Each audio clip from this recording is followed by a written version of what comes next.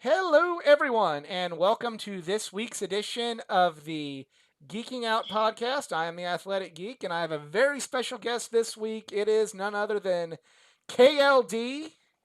Thanks for coming on the show. No problem, brother. Thanks for having me. Sorry it took me so long to hop on. Oh, hey, it's all good. Really excited about this one. Been watching. Been really one of the guys that I look forward to seeing wrestle, among several others, but like you were one of the really top ones that I've been enjoying over the last couple years here in the Southern Illinois, St. Louis area. Well, So, thank you very much, man. I appreciate that. so the first question I have for you is: were you a wrestling fan growing up? Oh, absolutely, man. I feel like I grew up in the best time to be a wrestling fan. I was, 8, 9, 10 years old during the Attitude Era, so Right. I got to watch that every Monday, man. The Nitro and the cruiserweights and Goldberg and Hogan, the NWO, and all the cool stuff that was going on in the WWF back then, man. It was great to be a wrestling fan back then, man. It was good times. Absolutely. So I'm guessing by just hearing those names, you were a WCW guy. Absolutely, yeah. I mean, I watched WWF, but I was definitely a WCW kid for sure. WCW. Now, okay, so did you have the situation like some of my WCW fan friends that eventually had the hey, I got to defect over to this side, or were you loyal and true to the very end for WCW?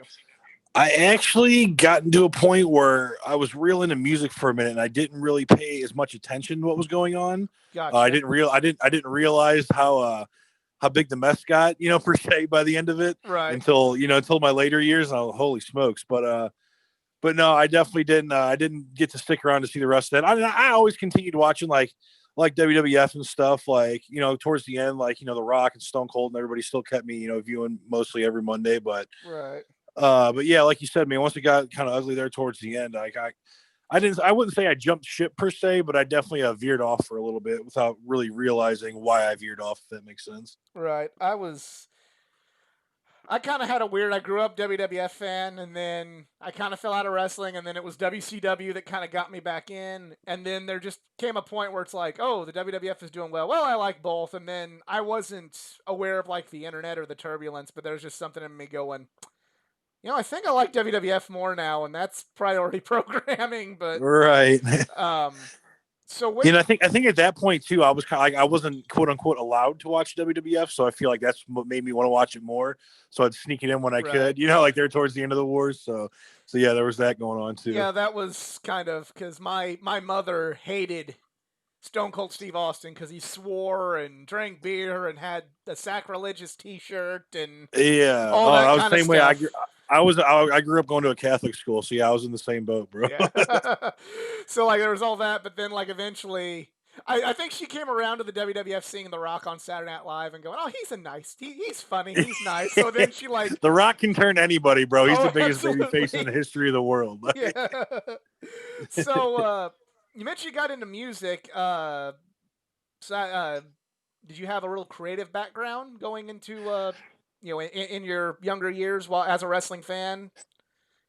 Yeah, I dabble in the drums a little bit. I wouldn't call myself, a creative background in it or anything, but I definitely dabbled in music. I had a real close homie who grew up to be an incredible drummer. He's toured all over the world, filled in for some top metal bands, drum tech for a bunch of big bands. So back then, that's all we did was, dick around on the drums and just TRL every day on MTV. You know what I'm saying? When TRL was Right. still cool and MTV was still cool. Like When MTV so, played music.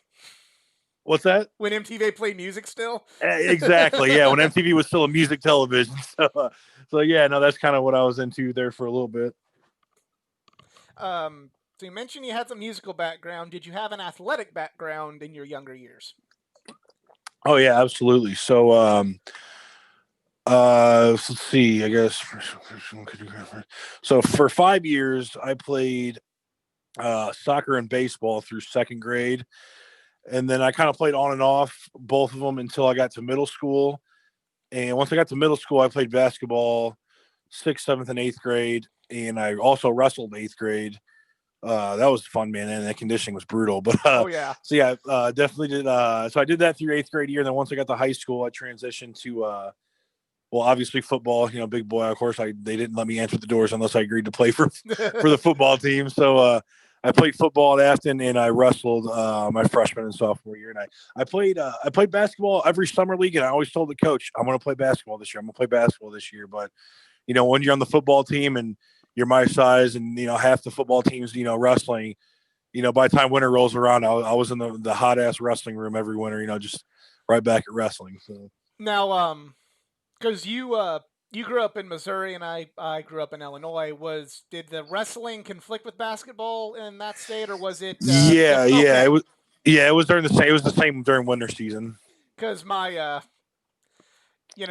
town lived for basketball, and Nice. I was on the wrestling team my freshman and Mhm. sophomore year as well. So it was always like all the wrestlers, and I had friends on the basketball team, but we all carried some kind of chip on our shoulder, like he's damn basketball. I don't know, these people don't know how hard we're working, sweating in that wrestling room and all our conditioning, and they don't even care about us. But Hey, that's true, man. That's true. I mean, don't get me wrong. Like basketball is no easy feat. Like that should suck too. But man, high school wrestling was probably the hardest thing I've ever done.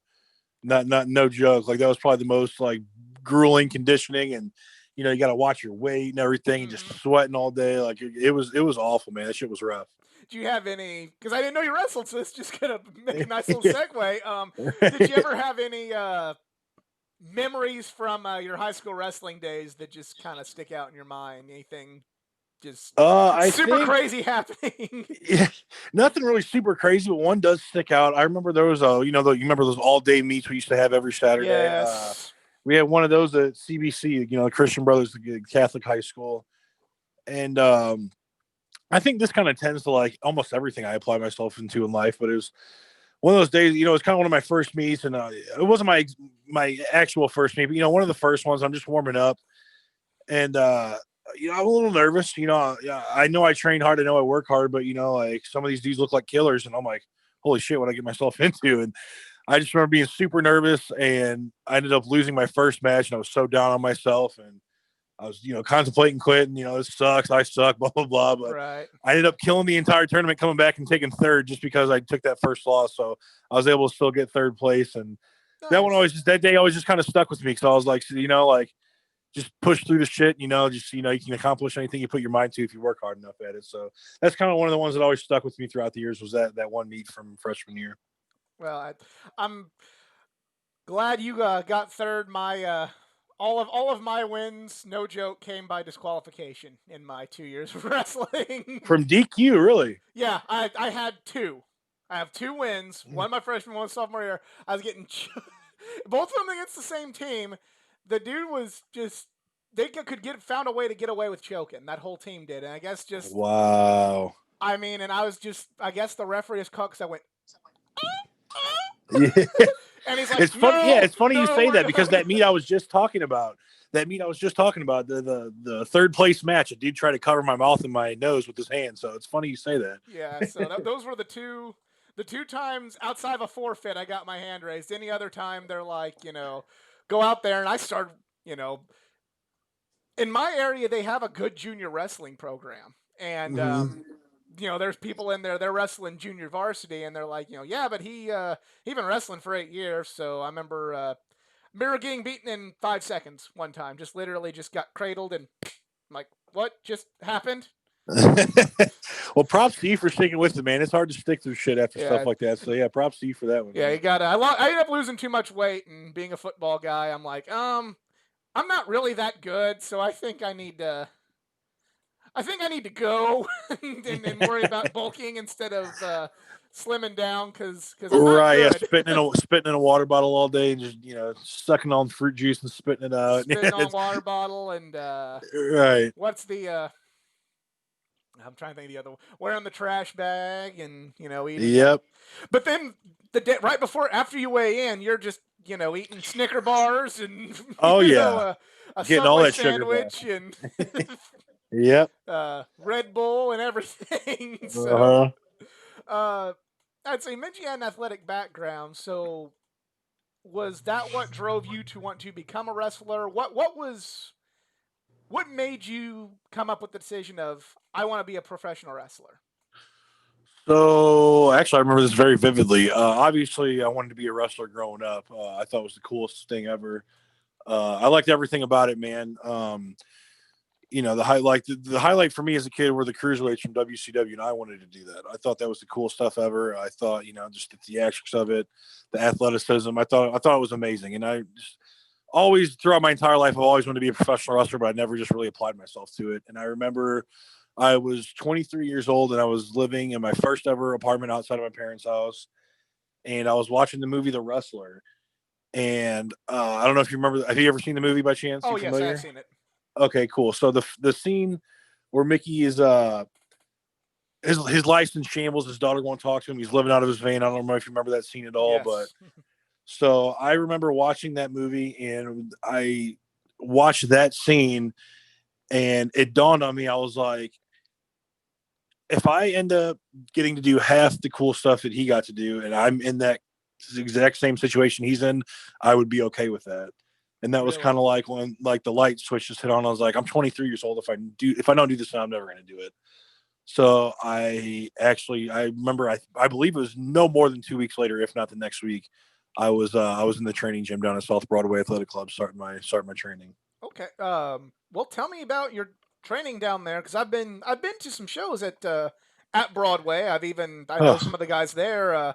Take me through your training at South Broadway and the trainers, and just anything you want to share about that whole experience. oh man, it was a real shithole gym. It sucked. I remember it's actually almost 7 years to the day, man. It was October 1st, 2013. So almost to the day, it was 7 years ago.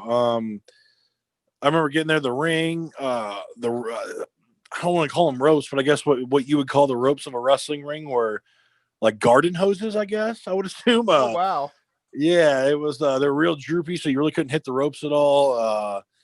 There was boxing on the other side, so I thought that was kind of cool, like a little hybrid gym. And like I like nitty gritty shit like that anyway. Like I used to work out a Powerhouse before they cleaned it all up and stuff, so I like working out at places like that. So that really didn't bother me. But like the brotherhood, with the trainees and stuff, like that was always really cool. And yeah, it was good times, man. That's where I got my start. I wrestled there for I guess till 2016 was my last match there, November 2016, because it was right before I signed with NWL. So Right. um, yeah, so I wrestled there for about, let's see, I guess I started because I had to take a few months off. I remember, so I started in October 2013, and I was part owner in a bar concert venue called the Mad Magician at the time. And I had a real busy schedule with a lot of concerts I had booked there. So I remember having to step away for a bit. I think I finished that entire first month of October, and I don't think I came back in November, December, January. I think it was either the last week of February, or the first week of March 2014 is when I came back and really put the pedal to the metal. And I debuted there in July of 2014. So that was when I really got started. So I wrestled there for a little over 2 years, traveling a little bit. Actually, I actually did a lot in those first 2 years. So 2014, 2015, I was kind of, getting my feet wet, kind of doing some Southern Illinois stuff, some, Tennessee stuff. I started training with Elgin. I want to say sometime in 2015. I forget exactly when, but that was when I really started to kind of get in gear, when my brain started really starting to work at how being an actual professional wrestler works, and not just getting in there. And that's what Broadway kind of taught me, was getting in there and bumping around and body slams and the suplexes and the basic stuff. But when I started training with Elgin is when my brain really started working and things started clicking with me on how the formula works and stuff like that. So I was blessed in 2016. I got to do a lot of stuff with Ring of Honor, late 2015, early 2016. I got to do a lot of stuff overseas in 2016, and that's when I was really starting to fill my calendar per se. It was Right. 2016, and then the NWL stuff popped up, and then yeah, I think we all know what happened with that. So Well, well, a lot of my listeners, we'll get into more detail of that later. I know Gary and I touched on NWL a little bit, but a lot of my listeners are not from, or maybe not as familiar with the NWL, but we will circle okay. back to that. But you did mention overseas. You did mention Ring of Honor. Before I forget, who were the trainers at South Broadway? Uh, SB was one of them. okay, Evan Jalistico popped in and helped out a lot. okay, He's kind of who really took me under my wing, or under his wing, while he was there. Gary would pop in once in a while, but Evan was really the one that kind of anything that I really took out of the South Broadway gym, I learned from Evan Jalistico for sure. Okay, awesome. So you mentioned overseas Ring of Honor. What is, what was it like getting to go to Ring of Honor? Because I mean, I didn't act out on it like you, so mad props to you for actually pursuing the dream of being a wrestler. But I remember there was a point in time in my life where I wanted to, and like to me, like Ring of Honor was like, oh, like the Holy Grail. What was it like to Absolutely, be a part of Ring of Honor? man. Back then I would put the roster of Ring of Honor, like the time that I got to be there, was I'd put that roster up against any roster, present, past, or maybe even future. It was just full of superstars. Like Kyle O'Reilly was there, Bobby Fish, Adam Cole, Roderick Strong, Moose, Elgin was there. It was just Cedric Alexander. It was just heavy Right, hitter after heavy hitter, and I learned so much from all those dudes. Like I did, like, a lot of it was pre-show stuff. I right. did get to do a little TV job spot, and I got to do a few main card things in the St. Louis area when they come to Collinsville. So that was really cool. I felt like that kind of really propelled me, especially in the area. But man, like I learned so much while I was there. Especially when you got guys like Kenny King too, like taking time out of their days to like watch the match and give you feedback, and it was just such a cool learning experience for me, man. Just to have those guys, that take the time to watch those dark matches, and take the time to watch like the lower matches on the card. Like I just learned a ton while I was there, man, from some of the best from what I think is some of the best minds in wrestling today. I learned a ton from those guys, and I'm really grateful for them allowing me into the locker room at that time, and giving me a chance to learn and show what I could do. I did it did kind of bum me out because I felt like I wasn't ready for those spots at the time, and I really wish that maybe maybe I would have had another year or two to get a little more seasoned before I got in there to kind of work around a bit. But I'm very grateful for what I did learn while I was there for a short period of time. So you mentioned overseas. Where all did you wrestle overseas? And you have any stories from overseas, or any fun Ring of Honor stories? That you feel comfortable sharing. Yeah, yeah, those might have to wait for a bit. The Ring of Honor ones are always fun, man. Those the boys can get a little wild sometimes, man. But I did some the first time I was overseas. I did some stuff in South England and some stuff in Italy. Okay. And the reason I got the booking in Italy was I did the Harley Race Camp in 2015, and a guy named Charlie Kidd was over from Italy for that camp, and he went back to his home fed or whatever, and told the promoter about it. They put me over super hard, and so when I was over in England, they flew me out, and man, like that was one of the best times I ever had, man. Like they literally were waiting for me at the airport. They had Italian food for me in the car, waiting for me, and Really? it was a cool event, man. It was really cool. It's kind of like a Comic-Con event. So it Okay. was it was it was jam packed, and I got to do two shows in one day. In the fan, I flew back to England with maybe a couple shirts. Like they bought up a ton of merch over there. It was really cool. Buying me beers and foods and stuff. In between everything. So they're really cool, man. The fans over there, like they don't speak much English, but just hand gestures and stuff, man. It was a real cool vibe over there, and Charlie ended up. I stayed with Charlie, that night before they took me back to the airport in the morning, and man, they couldn't have took better care of me. His girlfriend made me a huge, like I want to say 6 or 7 course meal.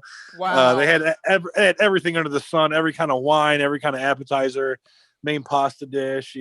Apparently the thing over there is, I bet in America, we like to eat and go out to bars and stuff, Right. but but it's over there. It's kind of like a coffee shop bar thing. It's like a Starbucks had a full alcohol bar behind Really? behind the counter. So yeah, so after dinner and stuff, we kind of like chilled out and then we head to the coffee shop, and we had a couple more drinks and drank some coffee and stuff, and then next thing we knew it was 4 in the morning, so we were on our way back to the airport and back to England. I went. So, but that was really cool, man. That was a lot of fun I had. And I bet the coffee I'm was really top bummed out notch. because, dude, it was great, man. Yeah, they took excellent care of me, and I was really looking forward to going back. I was over in England during actually when the COVID outbreak hit. I was in England and I was supposed to be over. I was supposed to go to Italy while I was over there, but unfortunately, everything got shut down. I had to, Right. find a quick flight back home, so that bummed me out. But yeah, man, they took really good care of me, man. That's one of my better memories in wrestling for sure. Absolutely. You mentioned NWL, and we did in the Gary J interview a couple weeks ago mentioned uh, brought up NWL and touched on a little bit. For some of my listeners who I've met through my travels for wrestling who don't live in this area, What was NWL? So NWO was a concept. A guy named Major Baisden out of Kansas City created it. A millionaire, just super smart dude. I want to say he cashed out on some kind of technology company. The concept he came up with was kind of like the I-70 series, kind of like almost a Raw versus SmackDown type vibe with, a Kansas City roster and a St. Louis roster. And, he took care of all the boys. Like, I mean, there was a group of us, I want to say there was 10 or 12 of us that signed full-time with the company. And no matter what roster you were on, whether it be Kansas City or St. Louis, if you signed full-time, you lived in Kansas City. But I mean, we got a great salary for it. We got health benefits. Some of us got free housing out of it. He took really good care of us, man. It was really kind of like an independent wrestler's dream come true, when you sign with some of these bigger companies like WWE. I'm sure, especially right now, the hot topic is how they're all independent contractors, and they don't get health benefits and stuff like that. So that was really cool, at the time, to sign with the company as an employee and get health benefits and stuff like that. So right. Yeah, it was he kind of wanted to, give everybody new gimmicks and stuff, new names. So a lot of creative stuff behind it. But yeah, man, it was like I said, it was really a financial blessing for a lot of us back then. And we don't have to go into detail, but how long did NWL last? I'm not sure exactly. I know, I'm sure a lot of people that know who I am, they know that I'm very proud to be from St. Louis. I feel very strongly about I love my city. Right. And there's a lot of things that I feel like could have been done to make the St. Louis brand, elevated and, just make it more cool, like I think right.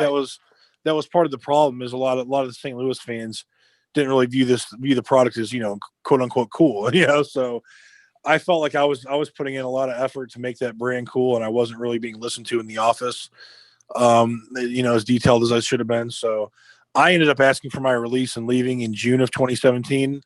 I lasted, maybe a year longer. I want to say it shut down around April or May of 2018. So it lasted a little over a year. I'd say it lasted. I'm not sure exactly how long, but yeah, about a year. Right. I know for me personally, I went to one, maybe two of the NWO shows, and I had a great time. But I remember just kind of thinking, like, I don't know, because I was used to Anarchy at that time. Absolutely. And just kind of thinking, like, this is good, and there's my guys, but I don't get the. And that's the thing too is like I said, it was Major's vision, which is fine and dandy, but when you get somebody that's not in wrestling that's trying to produce a wrestling show, it doesn't always fare well with the fans. So I mean, they kind of started picking it up towards the end. Like you said, you're used to Anarchy. So when they allowed Matt Jackson to be Matt Jackson and start to have more of a say in things and started more of a more of a creative dabble, it did it was pretty cool towards the end. I ended up coming back for a couple shows as Letterman still, but I mean, I felt like I couldn't do NWL if I wasn't Todd Letterman. You know what I'm saying? Right. So, but it was fun. Toward the few shows towards the end, I had a lot of fun. So I'm sure for the last few months, they started to pick up a little steam because when you allow Matt to be Matt and you allow the besties to be the besties and Outlaw to be Outlaw and not some gimmick given to him, those guys really started to excel. So it bums me out that they didn't do that sooner because I feel like that company could have elevated a lot more if they were allowed to be set free a little sooner than they were. Right. So you eventually become a promoter yourself. What is it like promoting? Because I've interviewed a promoter who promoted in the Southern Illinois area. Mm-hmm. What is it like promoting in the Metro East St. Louis area where it's, I'm not knocking my home area, but a little bit bigger. There's a lot. I know in Missouri there's a little bit more red tape you got to go through. Ooh, What's boy. what is it like promoting shows, and also kind of essentially promoting shows to kind of a different audience than what my home promotion that I followed a lot was like back in the day? So I don't know if you know this, but in a past life, before I started professional wrestling, I was an independent concert promoter. Right. So promoting wrestling shows was almost kind of second nature to me.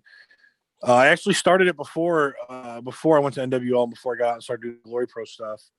I opened Pro Wrestling Resurgence in 2016, I guess. July, I think July 2016, we had our first pro wrestling resurgence show at the Ready Room. So I kind of realized right off the bat, like once you get into the business and kind of dabble, it's like, man, this goes hand in hand with stuff I was doing for 6-7 years before I started wrestling. So I used some of my wrestling or my old music connects and, got some venues booked and started doing shows. I did a few at Pops. I did a few at Ready Room. I dabbled with a few other venues outside of St. Louis, but then the NWL stuff, picked up obviously, and I was doing that for a bit. And then when I got out of that, we obviously had Glory Pro. I jumped right into that with Elgin in July of 2017. So yeah, you bring up the Missouri thing, man, and that it's night and day compared to Illinois. Like Right. Illinois, you can rent a venue, get your ring set up, hire guys, and bam, at your show. Missouri's a little more difficult. Missouri, not only do your wrestlers have to be licensed, but you have to be licensed as a promoter, and that comes with a pretty hefty promoter fee that you have to pay every 2 years. A pretty hefty a surety bond to go with the promoter's license. All your boys have to be licensed professional wrestlers, which have to, what is that called? A small fee for that. Blood work for a HEP, which I love that they have to do blood work. I think that's great. Right. When I first started out, it was every 6 months, but I believe they changed it to every year now. Once a year, you have to be tested for Hep B, Hep C, and HIV, and then a pretty heavy duty physical they put you through too. I know every time I have my a new guy or girl call or I have them call their doctor about getting licensed, I'm like, now let them know that it's not the normal physical for a doctor, that you have to take this one with you. And doctors always just, they get real bug eyed at it, looking at it like, oh my goodness, you have to do all this to be a licensed professional wrestler in Missouri. Unfortunately, yeah. So yeah, you definitely have to jump through hoops, but man, to be honest, it's not as ugly as it sounds. It is a lot, but it's not, it could be way worse. So it's well worth it more as a promoter, I feel like, to run on the Missouri side, because, you got downtown St. Louis, you got all kinds of areas on the Missouri side of the river, Right. where I feel like it's an easier draw. You know what I'm saying? So obviously, I know I'm from Afton, so that might have had a little bit to do with the better draws we had. But just those 2 Afton shows we did alone in October of 2019 and January of this year, we sold out both buildings. They were shoulder to shoulder. So it just goes to show how there's just so much potential on this side of the river. So it kind of makes it worth it jumping through all those hoops. Right. So I was going to. I have a lot of memories from Glory Pro, and I was wanting to kind of get your perspective on a couple of the big moments that I had. What you were thinking as the promoter running it, if that's cool with you. Yeah, absolutely. Well, my first Glory Pro show, because I just couldn't get off work on Sundays for the longest time, was Right. and I made sure I was off for this one, the Tetsuya Naito show. What was it like bringing in an international talent like Naito? What was it like? What would go into something like that, where there's a language barrier, where there was international flight, where there was quite a few people that would want to come and see him, from all parts of the Midwest making that drive. What do you remember from that show, and what do you remember in your dealings with Naito and just setting that all up? So that was actually the first show that I was, I guess, quote unquote, leading the ship for Glory Pro. And it was nerve wracking because we had Naito, and we had a sold out building of it was either 600 or 650 tickets sold. So it was nerve wracking, to be honest. But Naito couldn't have been cooler, man. I remember we picked him up, and he was super cool. Was super, like you said, there was a language barrier, but super cool with all the boys. Great attitude. He was there, ready to work, ready for the meet and greet, ready to meet all the fans. Which kind of ended up biting us in the ass later. I don't know if you remember that, but we originally scheduled the meet and greet for when the doors open, but we were so worried about getting 600 plus people in the building that we're like, we'll put it off till intermission. It'll be fine. It'll be a 45-minute intermission. It ended up being about an hour and a half or something. It was god awful. I forget what it was, but I remember it was longer. But yes, I felt terrible about it, man. It was awful, but it was one of those things that we learned from immediately. Well, not doing that again.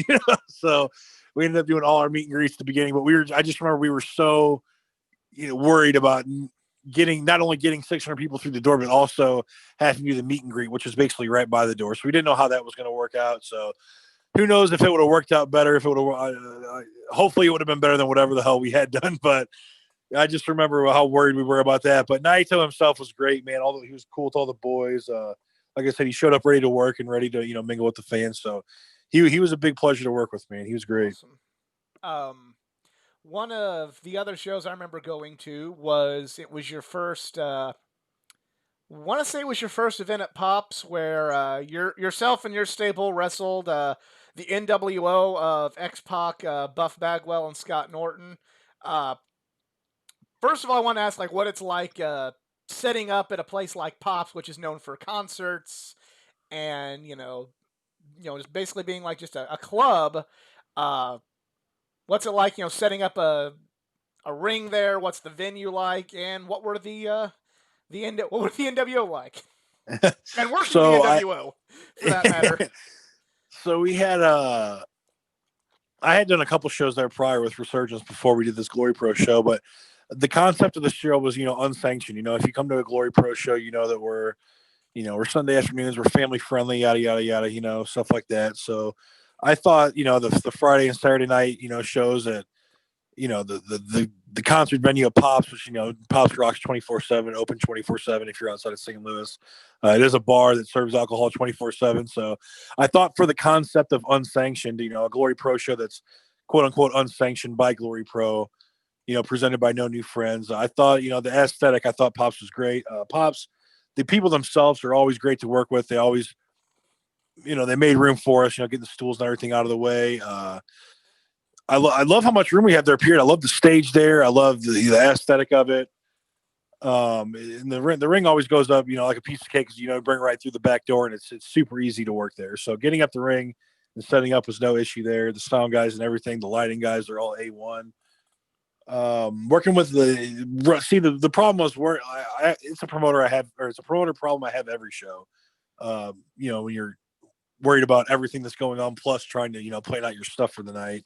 Right. It can get to be a headache. But the NWO guys, it was interesting to say the least. Obviously they're all a lot older than us, and they're all they're a little more limited. Especially Buff and Scott. Sean X Pac could go. He could still go pretty well, man. I was actually really impressed out there working with him. I was like, wow, man, he still got it. He was giving us his all out there. So I really appreciate him going out there and killing it. But kind of walking around eggshells trying to play it was kind of interesting. Like I said, there's Buff. I'm pretty sure Buff had some kind of sickness that he had, like I want to say like a needle stuck in his arm for some kind of medicine we was getting fed through that needle. So Oh wow. we had to work around that. Scott's hips and knees were real bad, so we had to work around that. But so it was a little difficult to point out and get things in gear. But man, once we got out there and we're feeding off the crowd and just working with guys that have worked literally all over the globe and the biggest companies there are to work with, and how easy it can be when you're just out there feeling it, man. It was a Right. lot of fun, man.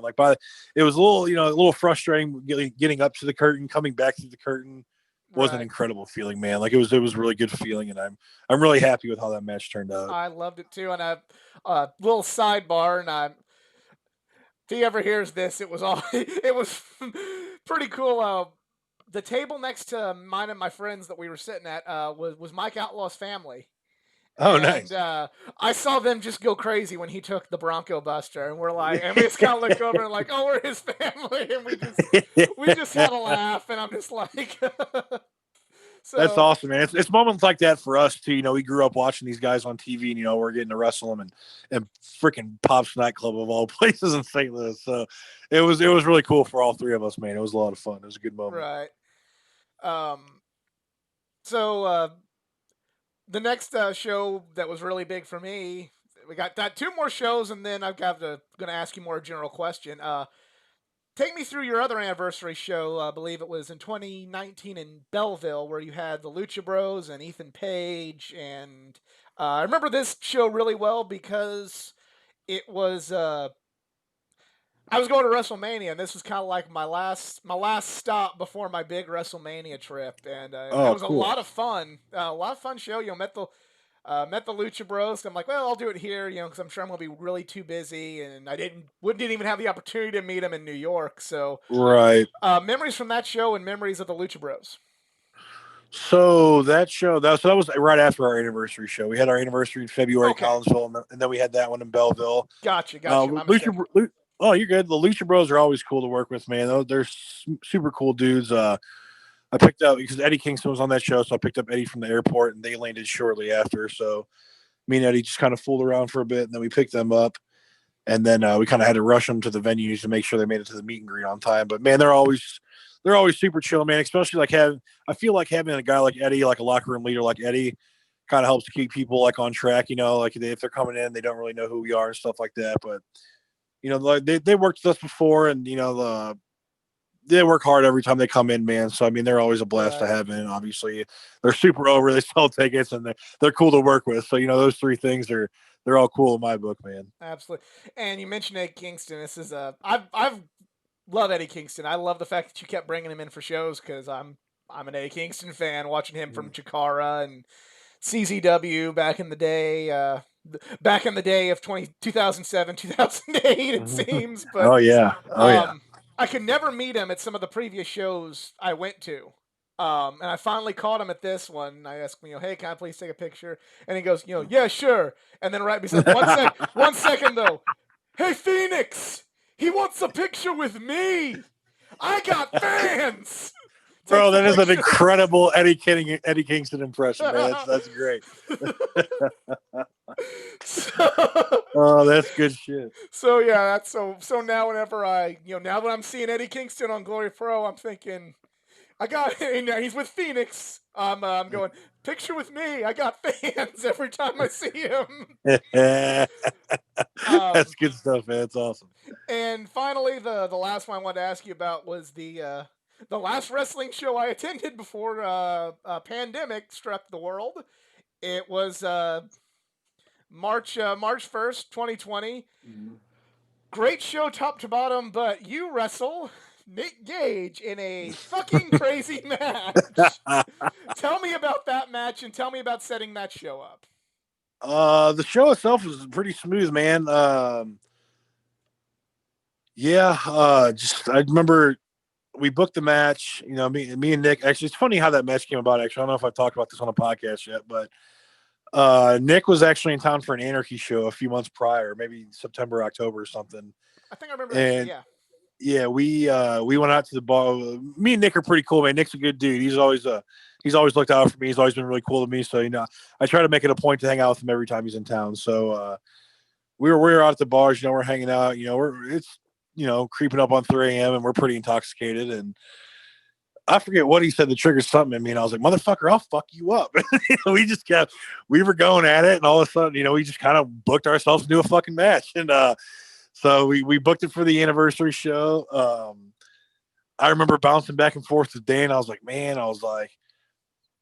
do I really want to do like the deathmatch stuff? Should I just do like a straight up match with them? And he's like, well, when fans pay to see Nick Gage, they pay to see, quote unquote Nick Gage. So I was like, oh shit. So I'm thinking, what the hell did I get myself into?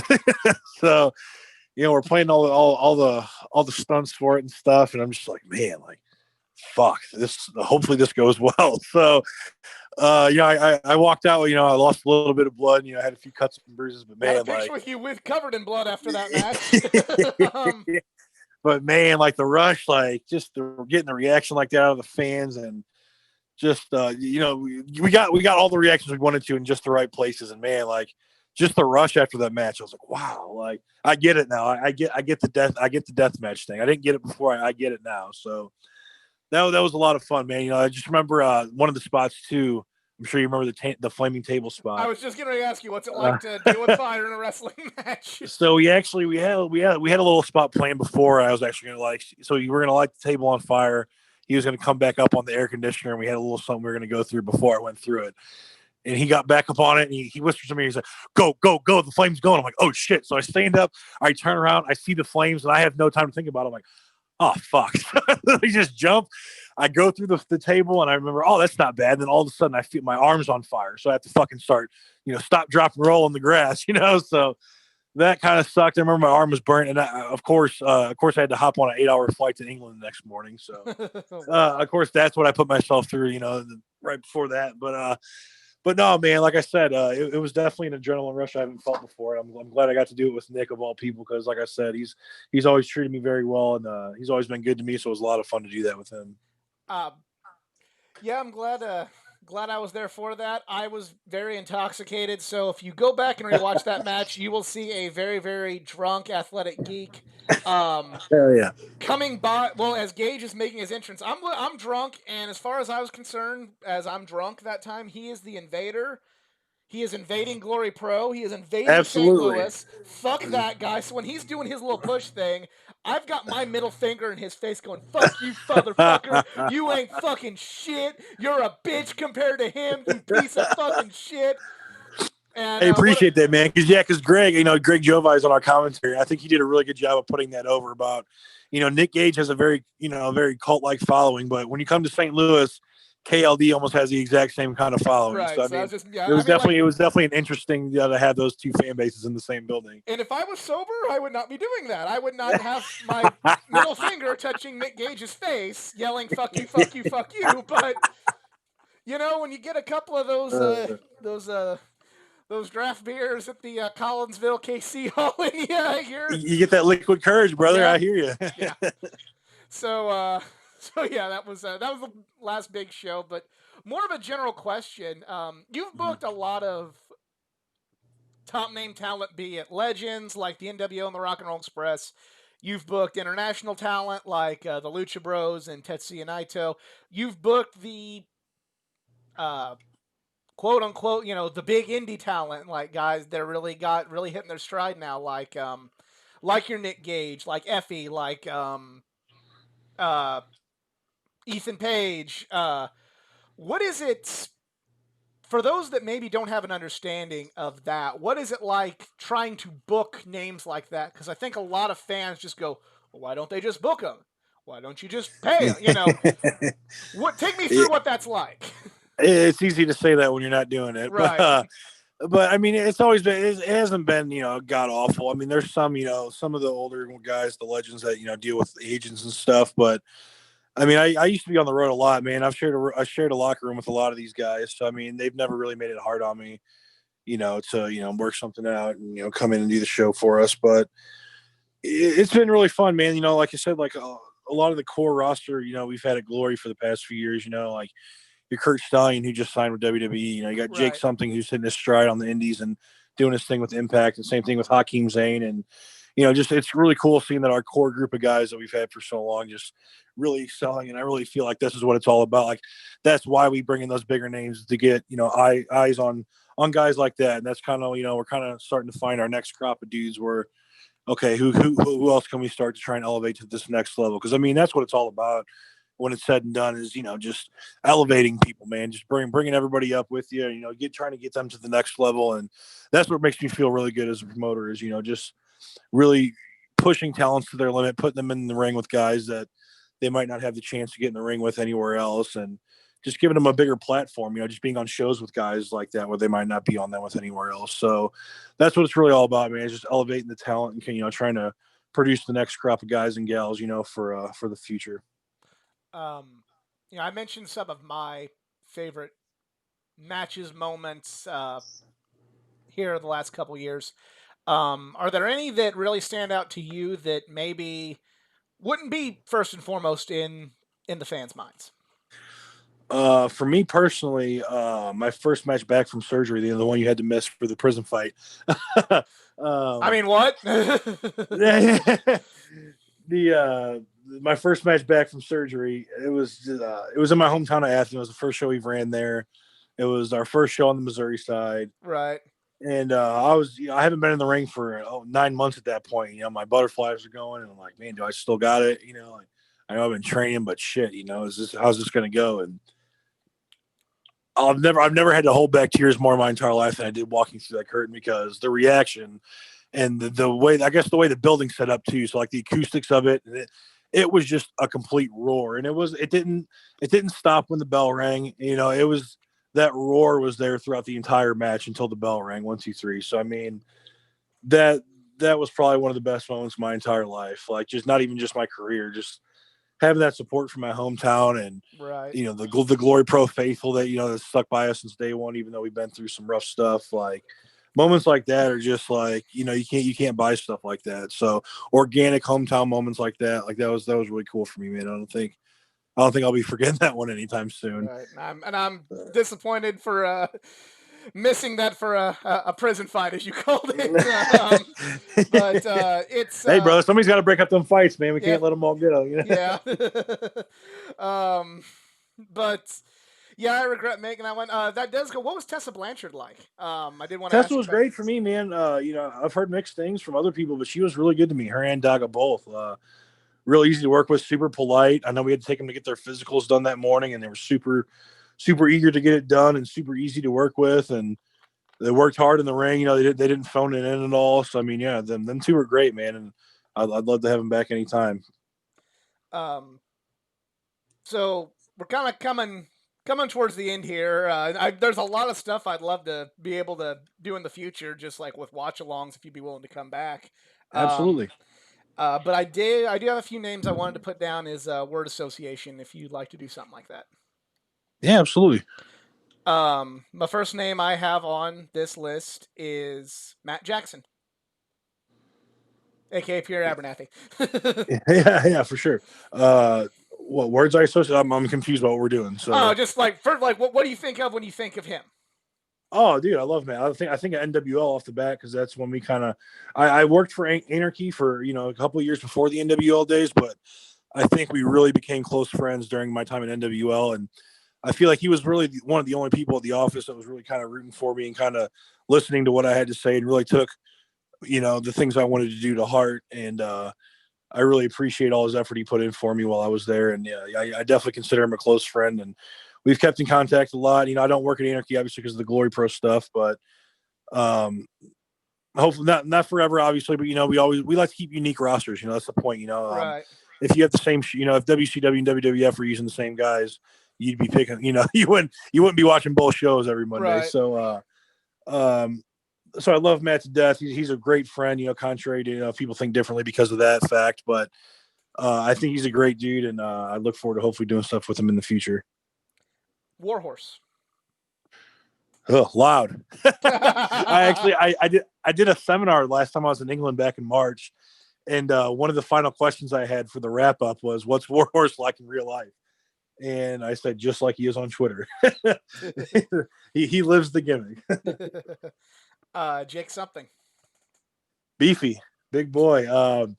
I think I've only been on the road with Jake once, and it was the entire weekend. We had the Friday, Saturday, Sunday shoot, and all we did was wrestle, work out, and eat fucking great food, and it was an awesome time. And Nice. it was one of the best road trips I ever had, man. He's great. And he's A1 with me, man. He's welcome here anytime. Little sidebar on this channel. I played Fire Pro Wrestling, and we downloaded Jake something, me and my buddy, and we're drinking as we're playing it. And I've told Jake this story. He thought it was funny. Weird. He ends up winning the promotion's title, but he didn't sign a contract. So I'm like drunk and I'm here. He better lose that fucking belt. We're gonna bury his ass. Fuck him. Fuck him. And then we offer him, like, the next time we can offer him more money, he accepts it. And then I'm like, he's the fucking ace of the company right now, man. We're putting the goddamn rocket ship on Jake something. Hell yeah. So sorry, Jake. Hell yeah. The besties. Besties are good dudes, man. I love Vega. Vega used to live very close to me, so we used to hang out fairly often. Fitchett. I talk to Fitchett fairly frequently. We're big Lucifer fans. I don't know if you watch Lucifer on Netflix. I've seen it. I'm behind, but I do. Yeah, that's kind of our bonding stick. We talk about Lucifer, and I remember me and Matt kind of had a talk years ago that kind of just stuck with me, throughout my wrestling career. I used to be a very salty dude before.